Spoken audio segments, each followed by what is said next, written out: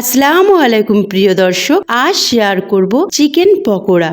মাত্র অল্প পরিমাণে চিকেন দিয়ে একেবারে প্লেট ভর্তি চিকেন পকোড়া বানাতে পারবেন, আর মাত্র 5 মিনিটে। এতটাই সহজ রেসিপি, আপনার ঘরে থাকা উপকরণ দিয়ে এটা বানাতে পারবেন, আর একেবারে মুচমুচে খাস্তা পকোড়া তৈরি হবে। আর আপনারা যদি আজকের রেসিপিটি দেখে ফেলেন তো আমি গ্যারান্টি দিচ্ছি আপনারা আজই বানাতে শুরু করে দেবেন। আর সত্যি বলছি, এই পকোড়াটি বানিয়ে যাকেই খাওয়াবেন তারা কিন্তু আপনার প্রশংসা করবে। তো আজকের রেসিপিটি ভালো লাগলে অবশ্যই লাইক, শেয়ার, কমেন্ট করতে ভুলবেন না। তার সাথে সাবস্ক্রাইব করে পাশে থাকা বেল আইকনটি ক্লিক করবেন। বিসমিল্লাহির রহমানির রহিম। এখানে আমি প্রায় 200 গ্রামের মতো চিকেন নিয়েছি। চিকেনটাকে ছোট্ট ছোট্ট করে টুকরো করে নিয়েছি, আর দুটো মাঝারি সাইজের আলুকে গ্রেট করে নিয়েছি, আর 4 থেকে 5 বার আলুটাকে ধুয়ে নিয়েছি। এতে করে আলুর মধ্যে যে স্টার্চ থাকে সেটা বেরিয়ে যাবে, আর পকোড়াটি হবে খুবই মুচমুচে। পেঁয়াজ দুটি মাঝারি সাইজের নিয়েছি, কাঁচা লঙ্কা নিয়েছি, ধনেপাতা নিয়ে তারপরে সবগুলো উপকরণ একসঙ্গে মিশিয়ে দিলাম। এবার দিয়ে দিলাম বেসন। বেসন এখানে দিয়েছি প্রায় ধরুন 25 গ্রামের মতো।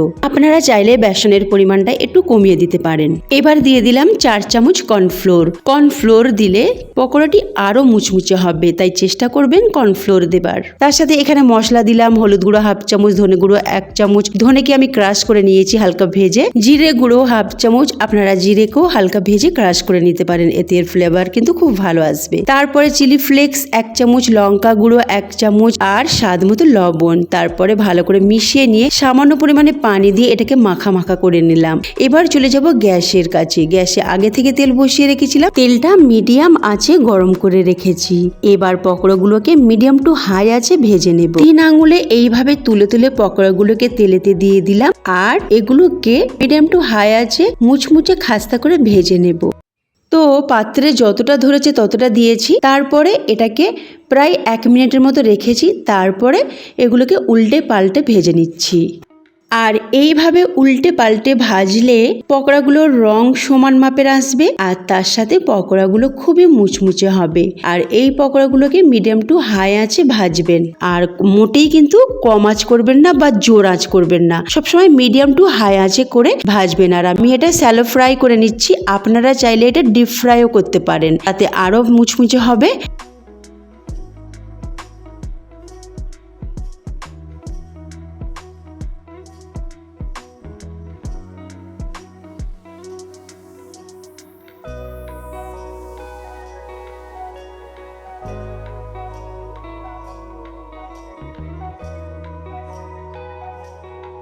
আমার হয়ে গেছে। এবার আমি প্লেটে একটা একটা করে তুলে নিচ্ছি। দেখুন, দেখতে বেশ কালারটা দারুণ এসেছে। আর এটা আপনারা টমেটো সস দিয়ে পরিবেশন করতে পারেন, খেতে কিন্তু খুবই মজার হয়, বা এমনিও আপনারা পরিবেশন করতে পারেন। আপনারা চাইলে এটা বিকেলের নাস্তাতে বানাতে পারেন, বা বাড়িতে কোনো অতিথি এসে গেলে ঝট করে এটা বানাতে পারবেন। এতটাই সহজ রেসিপি। সামান্য পরিমাণে চিকেনের সাথে ঘরে থাকা উপকরণ মিশিয়ে এই পকোড়াটি আপনারা ঝট করে বানাতে পারবেন, আর খেতেও কিন্তু খুবই খুবই মজার হয়। তাই বলছি ফ্রেন্ডস, রেসিপিটি অবশ্যই ট্রাই করবেন। তার সাথে একটা কমেন্ট করে জানাবেন কেমন আপনাদের লেগেছে। তার সাথে কিন্তু একটা লাইক অবশ্যই করবেন। তার সাথে আপনার ফ্রেন্ডস রিলেটিভদের কাছে শেয়ার করতে ভুলবেন না। আল্লাহ হাফিজ।